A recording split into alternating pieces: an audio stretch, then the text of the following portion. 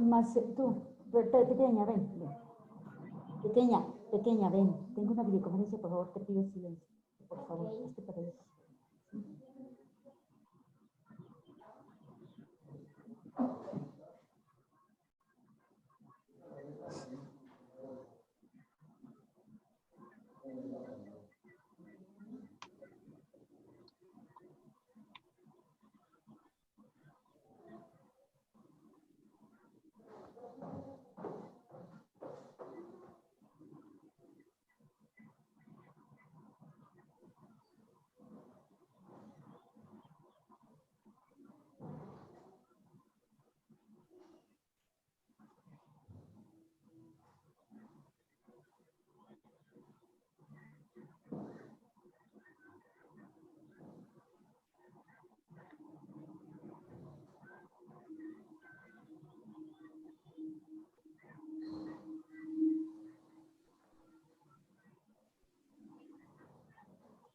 Bueno, estábamos esperando que entraran nuestros ávidos participantes para la sesión, entonces creo que ahora sí oficialmente puedo dar la bienvenida.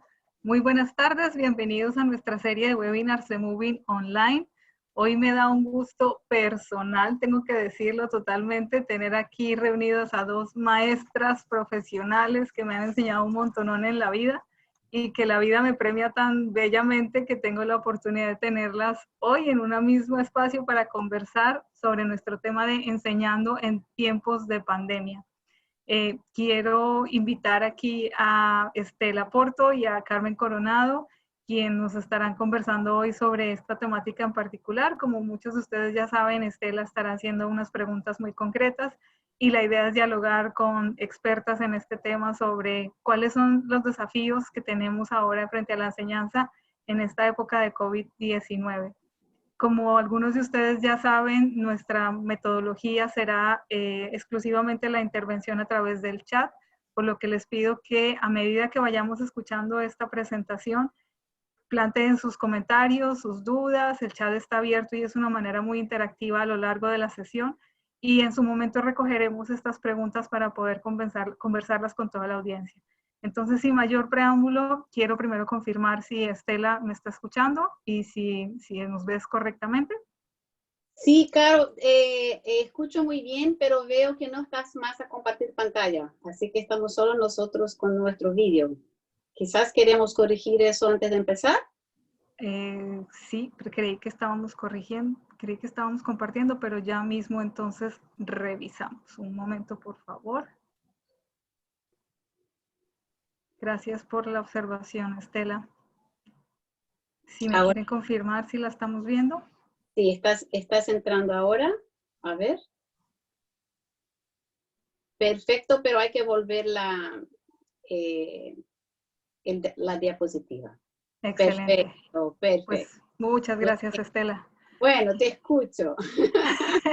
Y ya podemos ver la presentación, que es lo importante. Quiero saber también si Carmen ya nos está escuchando aquí. Creo que sí. Perfectamente, Caro. Perfectamente, gracias. Pues qué gusto contar con ustedes dos. De verdad que me llena de un orgullo más que profesional, personal. Y para no demorar, entonces, abro los micrófonos para que Estela iniciemos con la presentación.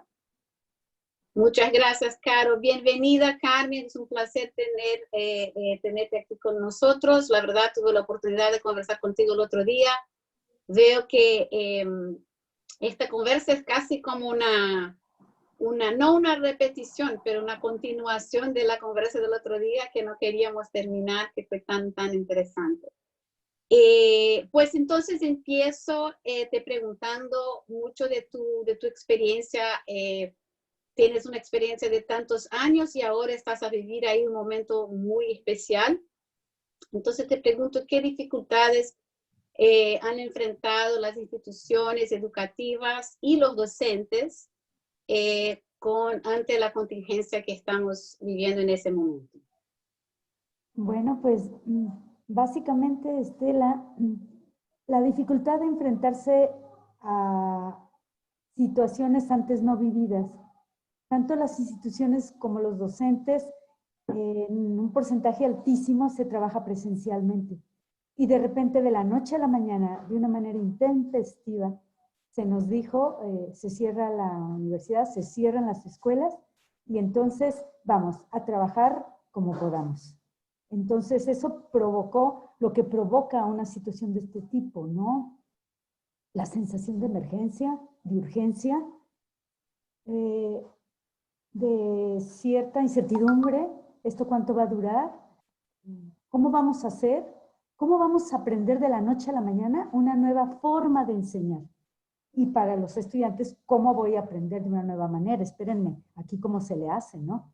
Entonces, yo creo que, ¿qué dificultades? Bueno, esa falta de conocimiento, falta de habilidades normales de profesores y estudiantes para manejar los recursos tecnológicos, y para manejar no nada más los recursos tecnológicos, sino que otra manera de acercarse a educar, otra manera de hacer que un ser humano, ayudar a un ser humano a aprender, que no es la presencialidad, que no es pararnos enfrente del salón y decir lo que queremos decir. Y hay que el estudiante tome notas y luego le pregunten un examen, ¿no?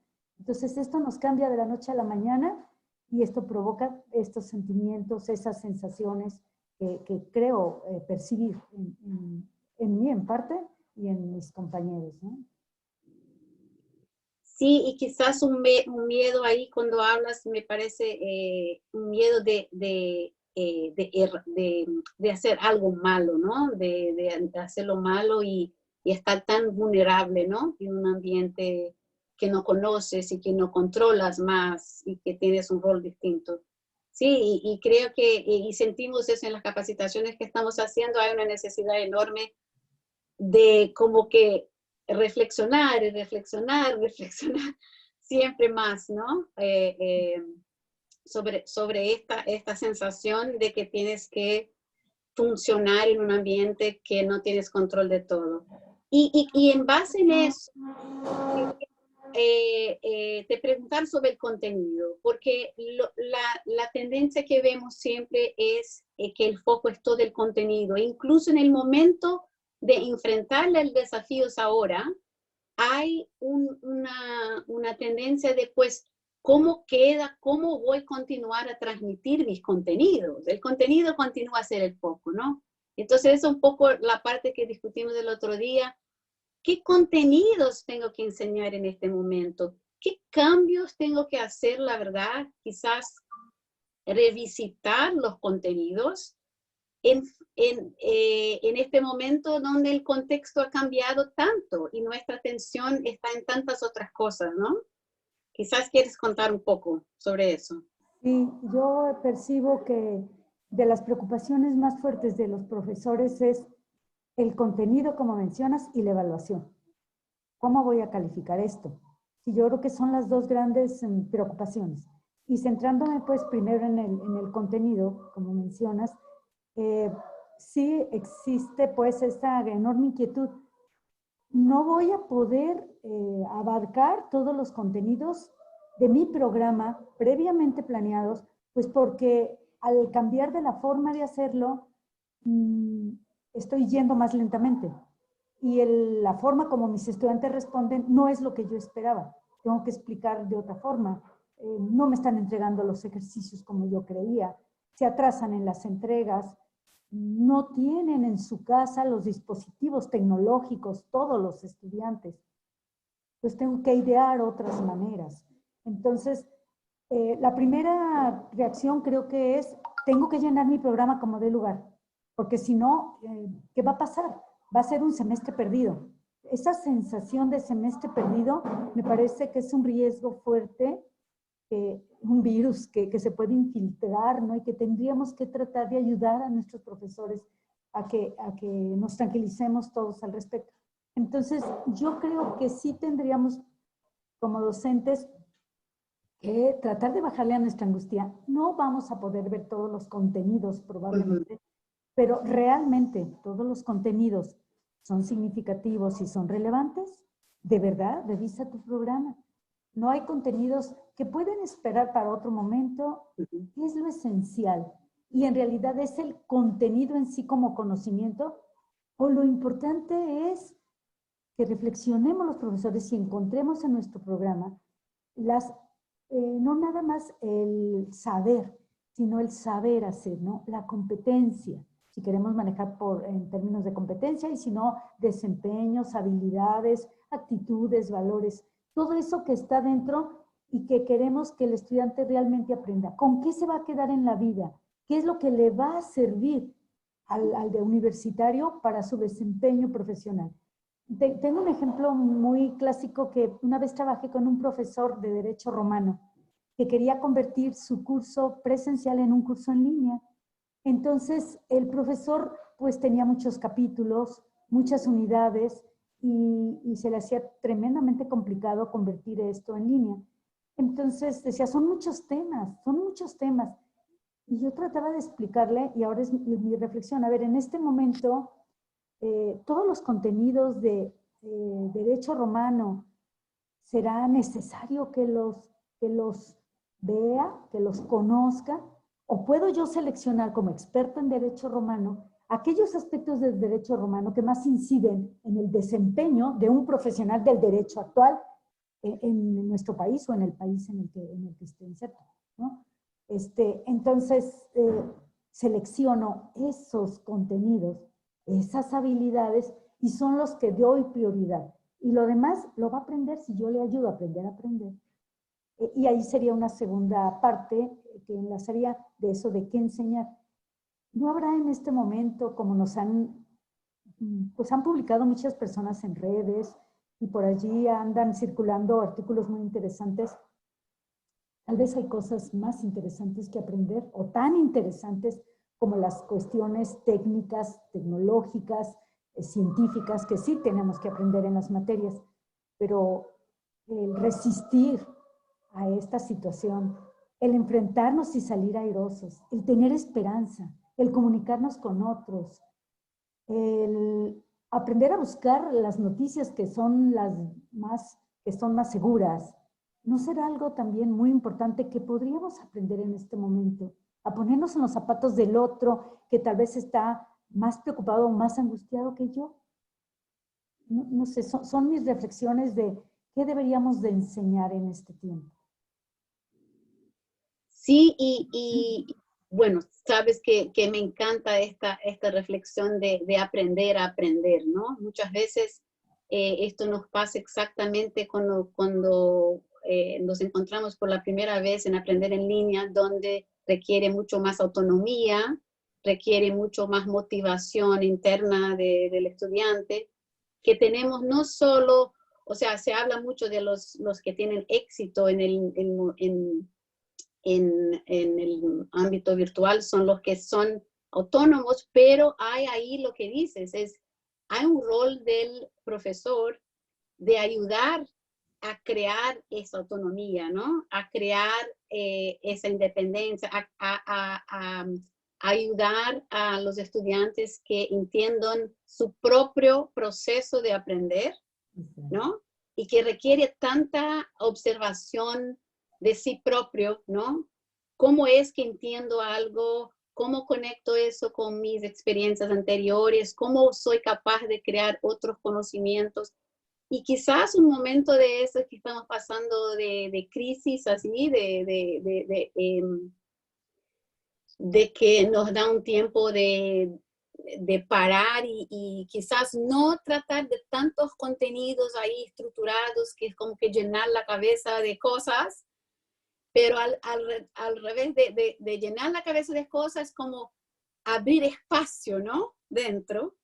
Abrir espacio dentro para que yo pueda observar a mí mismo y quizás tener una competencia de la capacidad de aprender, que esa sí me va a dar una vida larga, ¿no? De aprendizaje continuo, ¿no? Eso es impresionante, la verdad. Entonces, y junto con eso, o sea, estamos hablando de los estudiantes que tienen que ser más autónomos, que tienen que ser más resilientes. Creo que la palabra resiliente es súper importante ahí.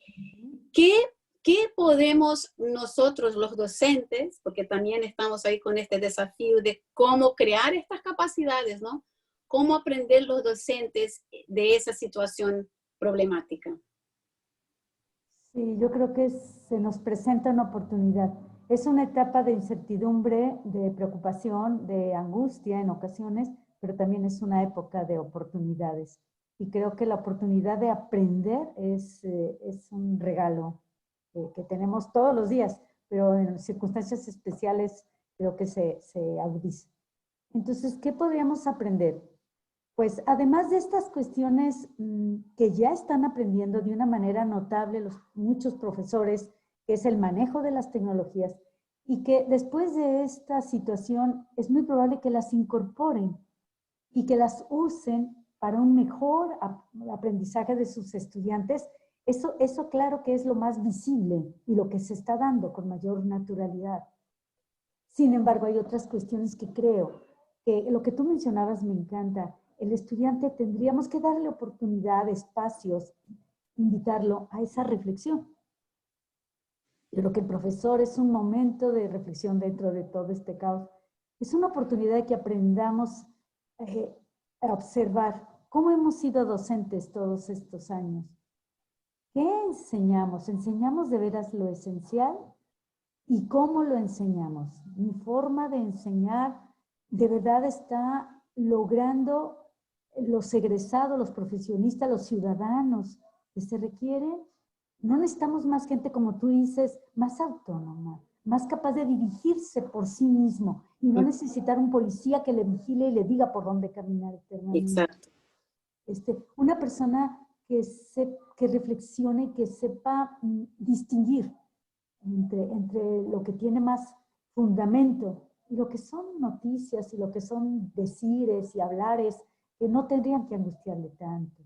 No sé, entonces yo lo veo como una oportunidad para nosotros profesores de aprender cuestiones tecnológicas, sí, muy valiosas, pero todavía más valioso una reflexión respecto a la parte pedagógica, que como docentes siempre tenemos algo más que aprender y que puede ayudarnos a favorecer el aprendizaje del estudiante, pero un aprendizaje de vida, un aprendizaje significativo, un aprendizaje que le ayude pues a lo que es la esencia de la educación, ¿no? Para mí la educación es esa posibilidad de que un ser humano tenga una vida mejor, ¿no? Entonces, puede parecer utópico, soñador, pero yo creo que si no tiramos a esto, si no buscamos esto, pues francamente no le encuentro mucho sentido a seguir en la docencia.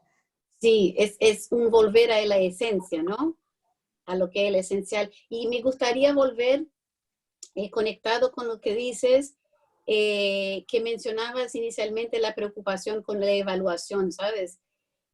También cómo que la evaluación es vista, ¿no? La evaluación es casi como que una traducción de dar una nota, que está cierto, que está incorrecto. Yo estoy a ver eso con los talleres que estamos haciendo, que incluso estamos tan acostumbrados que evaluar es me dar una nota y me decir qué está correcto, que vemos ahora que tenemos en nuestros talleres profesores que ahora están en el rol de estudiantes, que la primera pregunta es, pues, ¿qué quieres que yo haga? Como que no es, ¿qué quiero hacer con eso, no? ¿Qué quiero que esa actividad sirva para mí? No, estoy preocupada en preguntar al profesor, pues, ¿qué quieres que yo haga exactamente para que sea considerado correcto y que tenga la nota que se espera, ¿no? Y eso es o sea, pues como estudiante tenemos esta visión porque eso es lo que se repite todas las veces, ¿no? Entonces, al moverse al lugar de estudiante, pues tienes el mismo comportamiento de preguntar qué tengo que hacer, ¿no? Y no, ¿cuál es mi objetivo con eso? ¿Qué quiero aprender para que sirva en mi vida, ¿no? Y encontrar un poco una respuesta que viene no solo de fuera, pero que se conecta con una respuesta que viene de dentro, ¿no? Entonces, realmente, no, me encanta eso y hay aquí una oportunidad de hacer eso, pero para hacerlo, es como dijiste, hay que abrir un espacio, ¿no? Y crear esta conversa. Bueno, no sé si todavía, bueno, sí, antes mismo que abramos para las preguntas, más una vez tenemos ahí nuestra insignia para quien está a participar de nuestro webinar. Además del código, tenemos el enlace. Para los que quieren usar el enlace, pueden usarlo para recibir la insignia. Creo que las últimas veces había esta pregunta. Y bueno, paso la palabra a Carolina, que quizás quiere abrir para las preguntas que tengan ahí en el chat. Gracias, Estela. La verdad que es que creo que la misma presentación de Carmen y tuya ha llevado a muchísimas reflexiones. Más allá de hacer unas preguntas concretas, nuestra audiencia está como muy consciente de que las reflexiones que nos están invitando ustedes a hacer ha sido de verdad muy valiosa y agradecen mucho por la oportunidad de, dentro de todo este caos, poder detenerse y pensar un poco hacia dónde vamos. Hay algunas preguntas que quiero empezar a compartir con ustedes. Una de ellas la hace Roberto Ortiz y pregunta sobre la autonomía. Dice, ¿esta autonomía debería empezar desde la educación inicial? ¿Quieres responder, Carmen? Sí, sí, Roberto, por supuesto. Tienes toda la razón. Tiene que empezar desde la educación inicial. Estela nos decía cómo nosotros, como profesores, cuando nos ponemos en calidad de estudiantes, preguntamos, ¿cómo le hago para pasar? ¿Cómo le hago para obtener una buena nota? ¿Qué quieres que haga? Dime. ¿Te gusta lo que hago? Así hemos educado a los niños y así llegan a las universidades. Entonces sí, hay que comenzar desde la educación primaria, dando al niño esa seguridad que no le damos porque estamos, como dice Estela, diciéndole bien, mal, como de una manera muy rígida, sin darle oportunidades a veces de platicar, de dialogar, de reflexionar para tomar sus decisiones y darle alternativas. Todo es un camino derechito. Si desde niño vamos dando alternativas y viendo que ellos vivan las consecuencias de lo que eligen, pues irán siendo autónomos poco a poco.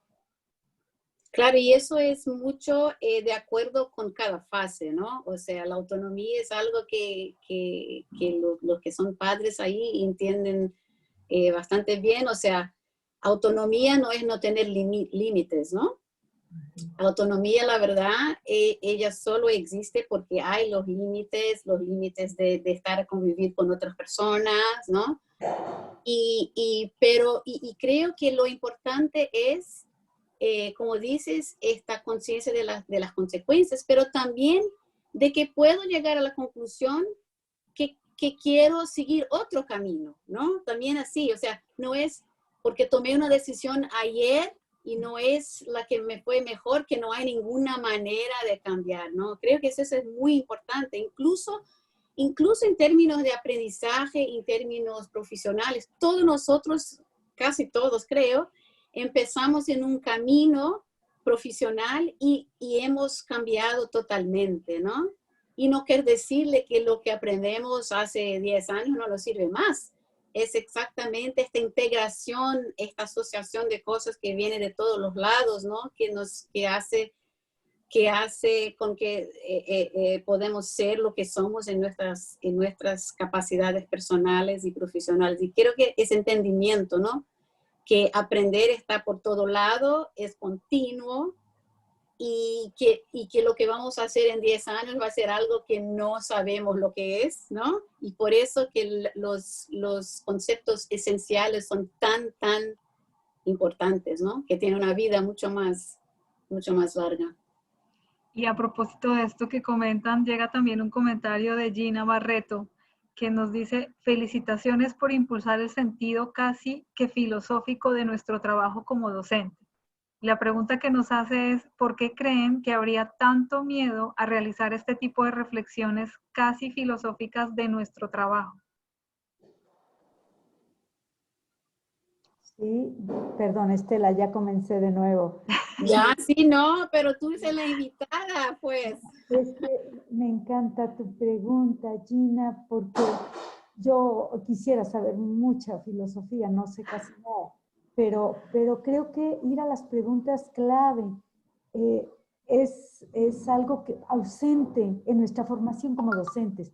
Les comento, yo soy normalista, yo comencé siendo maestra de niños en primaria y en mi formación de normal, y luego después la normal superior y después, bueno, en mi formación como normalista, jamás, jamás tuve una visión de este tipo más reflexiva, filosófica, y creo que nos hace falta. Pero no es nada más al docente, creo que a la sociedad en general, ¿no? Nos hace falta pararnos más a reflexionar. Y yo creo que aquí nuestras instituciones, si pudiéramos incidir en la medida de lo posible, por estos espacios de reflexión en los que estos temas, como dices, casi filosóficos, entraran, el sentido de las cosas, ¿no? El sentido profundo y último de las cosas, yo creo que nos hace mucha falta en esta época, bueno, o en todas, no sé decir, ¿no? Pero a mí me parece que es propiciar espacios de esta naturaleza para este tipo de reflexiones, ay, nos ayudaría mucho a todos a encontrarnos a nosotros mismos. Estela, ¿tienes algún comentario al respecto? No, pues estoy aquí a escuchar a Carmen y a divagar en mi cabeza. No, estaba a pensar que creo que mucho de no tener este espacio para estos elementos esenciales es porque el sistema crea tantos requisitos, ¿no? Y a medida que hay reformulaciones de currículo y todo más, se ponen más y más y más cosas, ¿no? Y hay después una necesidad, pues la escuela o la institución tiene que al final probar que hubo una eficiencia, ¿no? Que lo que se enseñó sirvió para conseguir un empleo y etcétera, etcétera, ¿no? Hay que tener una justificativa de inversiones, etcétera. Y todo eso va creando un sistema muy rígido, ¿no?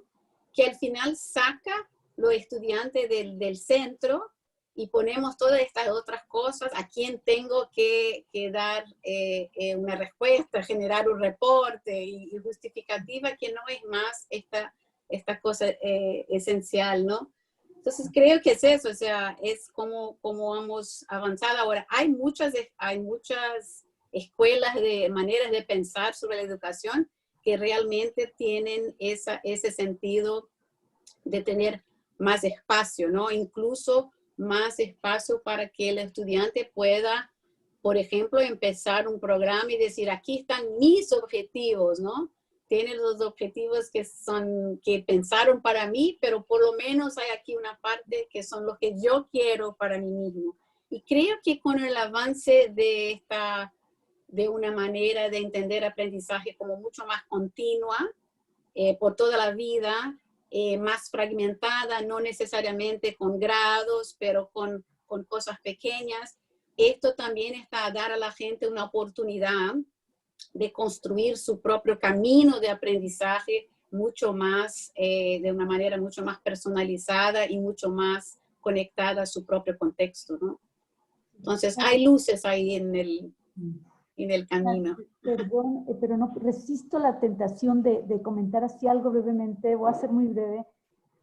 Decías, Estela, algo bien interesante, llenamos el currículum de cuestiones que esperan alguien que aprenda a nuestros estudiantes. Y recordaba un evento internacional al que fui a finales del año pasado, en el cual se hablaba pues del perfil STEAM. El perfil STEAM, no sé, pues ya saben, tecnología, ciencia, matemáticas, ingeniería, que es muy valioso, muy útil, muy necesario. Pero decía un ponente, me encantó, sí, todo esto está muy bien. Y el arte, y la filosofía, y la cuestión social, el sentido de nuestro convivir social, no faltaría como una, decía él, una argamasa, un pegamento que le da sentido a todos esos otros aprendizajes. Me encantó ese comentario y lo quise comentar. Bueno, y a propósito de este último comentario que nos haces, Carmen, hay una pregunta que con frecuencia llega en estos espacios y es el tema de cómo hacemos para enseñar el hacer. en ambientes virtuales? Sí, es la gran pregunta. Uno cree cuando comienza con la educación en línea, la educación virtual, que está muy bien para aprender temas de conceptos, de teorías y demás. Pero no, sí se puede. El hacer se puede enseñar, claro, hay que recurrir, por ejemplo, pues a tutoriales, hay que recurrir a videos que muestran que el profesor en clase modela procesos que su estudiante va a aprender a ejecutar. ¿Cómo modelar en línea? ¿No? Es una de las cuestiones que muchos profesores, por ejemplo, matemática en línea, ¿no? Qué cosa más difícil. ¿Cómo yo hago que mi estudiante piense, reflexione, encuentre modelos para luego resolver situaciones?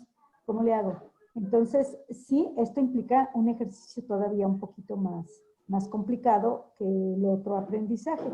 Entonces, existen maneras y aquí la tecnología cada vez nos apoya mucho más con estos materiales, con estos elementos, repito, videos, tutoriales, simuladores, que pueden ayudar a hacer. Y otro asunto es, pues, la instrucción para que el estudiante lo haga afuera. Un médico, actualmente, en una educación presencial, va a sus clases teóricas a la universidad, pero allí no hace sus prácticas. Allí no aprende a inyectar, ni a operar, ni a manejar, no sé, va de práctica a un hospital. Entonces, otra manera es precisamente esa apertura de la universidad de crear esos espacios externos en los cuales el estudiante no aprende todo en la computadora, en la plataforma. Aprende en la vida real, nosotros guiándolo, instruyéndolo y tratando de ayudarle a buscar espacios donde hacerlo, que esto a veces se les dificulta mucho. Muy bien. Avanzo con una pregunta de Mauricio Reyes que nos dice, además de las habilidades en el uso de las tecnologías, ¿qué competencias se requieren para desarrollar y fortalecer en los estudiantes un tránsito más efectivo en la educación remota? Bueno, yo ahí voy, antes que Carmen empiece, quiero hablar. No, o sea, a mí exactamente lo que estamos haciendo ahora en este taller que empezó, a mí es el aspecto de la comunicación, ¿no? Creo que en el momento donde no estamos todos en el mismo lugar, la comunicación tiene un efecto, es todo, ¿no? Hace todo. Y la comunicación en los diferentes contextos, las cuestiones de aprender en grupo, pero usando la escrita, ahí hablo un poco de las actividades en línea que son hechas de manera asíncrona y requieren la escrita, ¿no? Solo simplemente comunicar ideas, eso es una competencia esencial y que va a ser importante por toda la vida. O sea, comunicar de manera clara, entendiendo su audiencia, no perderse en otras cosas, construir un pensamiento que tiene lógica. Y la verdad, eso es la esencia de aprender.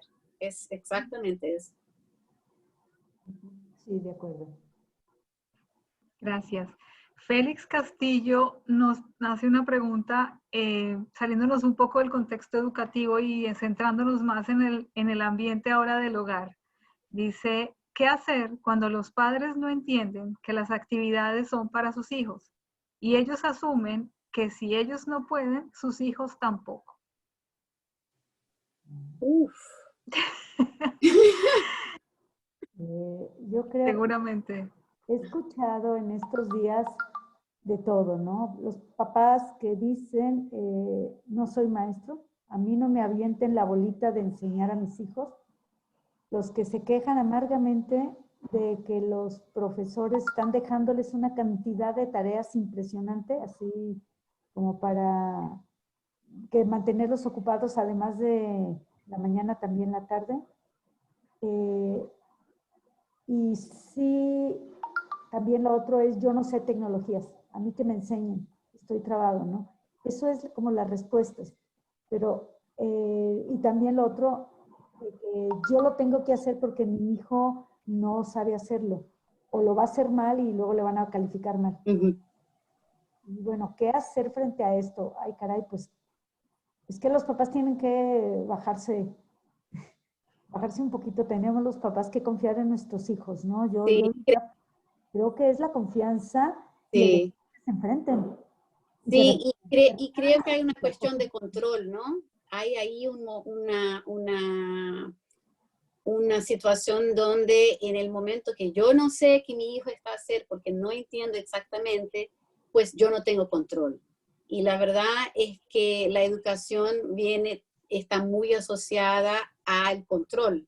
O sea, mucho de lo que hacemos, tanto en términos de educar hijos y tanto en la escuela tradicional, hay una relación de poder y una relación de control, ¿no? Entonces, cuando mi hijo está más capaz o puede hacer más, esto ahí se rompe, ¿no? Y crea ahí una sensación de inseguridad, ¿no? Porque no tengo control de todo, ¿no? Hay una última pregunta que quisiera hacer. Yo me quedaría eternamente conversando con ustedes porque aprendo de una manera maravillosa, pero sé que tenemos que respetar también el tiempo de nuestra sesión. La última pregunta refiere a cuáles serían los criterios que deberíamos considerar al momento de seleccionar los contenidos de nuestros cursos. Ahora que sí, la pregunta del millón. La del Sí. cierre. ¿Cómo considerar, qué es lo esencial? Bueno, si tengo mi curso y tengo un objetivo, el objetivo está señalando a dónde quiero llegar. ¿Cuál es ese desempeño del estudiante que estoy buscando lograr? ¿Qué va a ser capaz de hacer al término de esta materia?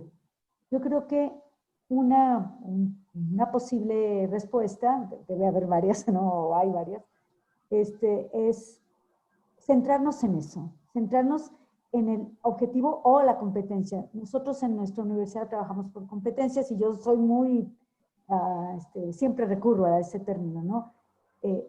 Entonces, voy a centrarme en las actividades y el contenido que están abonando a ese perfil de egreso de esa asignatura, ¿sí? Y también otro aspecto, ¿qué es más esencial? ¿Qué se lleva más a la vida? ¿Qué le da más recursos para convertirse en el profesionista que queremos que sea, que queremos formar? ¿Cuáles son los contenidos prioritarios, esenciales, que van más a ese desempeño profesional? Lo demás lo va a aprender con la práctica. Lo va a aprender en otras materias cuando lo requiera, si lo enseño a aprender. Y va a aprender cuando es necesario, ¿no? Porque a veces los conocimientos en general quedan muy claros cuando recibimos, cuando necesitamos. Estar ahí, recibir cosas que pues no veo utilidad, no veo sentido. Entonces, el punto que yo acrescentaría en la respuesta de Carmen es que el objetivo tiene también que estar escrito o elaborado o pensado con el estudiante en el centro. Pues entonces no es un objetivo que yo quiero que conozcas todo lo que tiene aquí, pero sí, al final tú eres el centro y aquí quieres lograr eso. Y ahí sí determinas cuál es el contenido que te va a ayudar, que va a servir de insumo. Y muchas veces no es el mismo contenido. Hay muchas maneras de aprender una cosa y a veces las propias personas hoy con todo que está disponible, muchas veces encuentran sus propios insumos para conseguir hacer algo, ¿no? Entonces también esta libertad, ¿no? Que no tiene que ser el vídeo mío, con la definición mía de una cosa que quizás hay varias opciones, ¿no?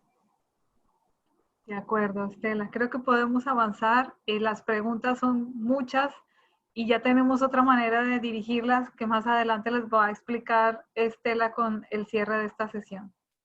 Bueno, hablaba del taller, ¿no? Que estamos haciendo, que empezó el último martes. pero empezamos más una edición del bootcamp que se terminó la semana pasada.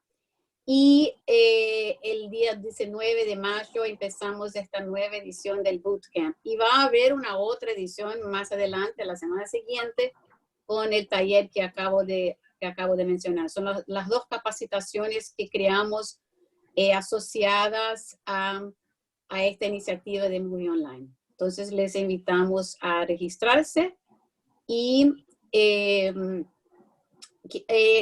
¿quieres comentar del webinar de la próxima semana, Carolina? Claro que sí, y aunque no me hubieras dado permiso, me salto por la barra y lo hago como sea.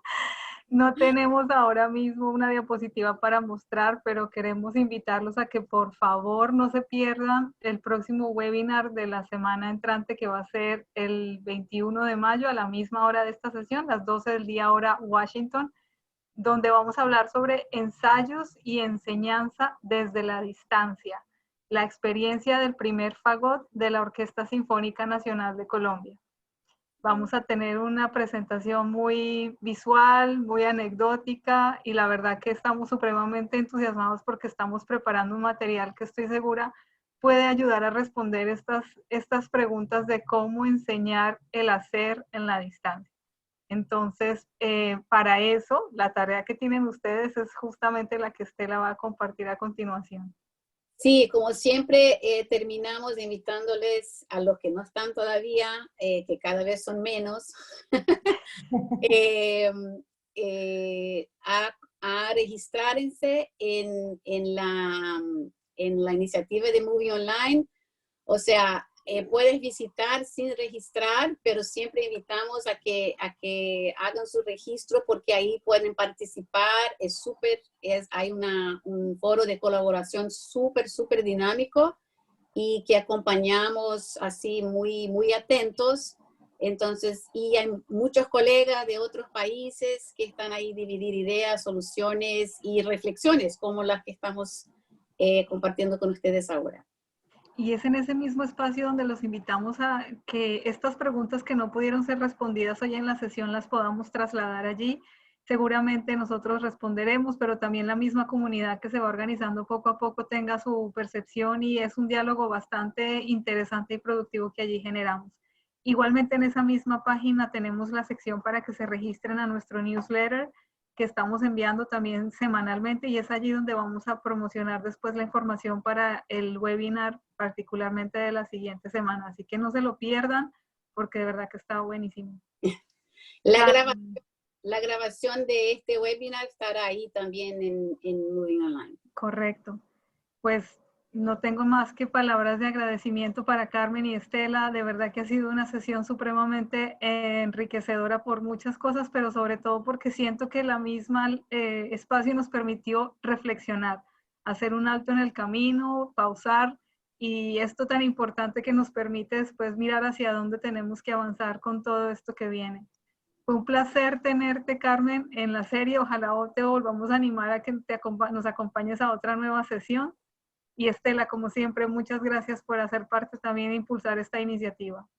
Muchas gracias, Carmen. Un placer hablar contigo de nuevo. No, pues un gusto, de verdad. Se aprende bastante dialogando con ustedes.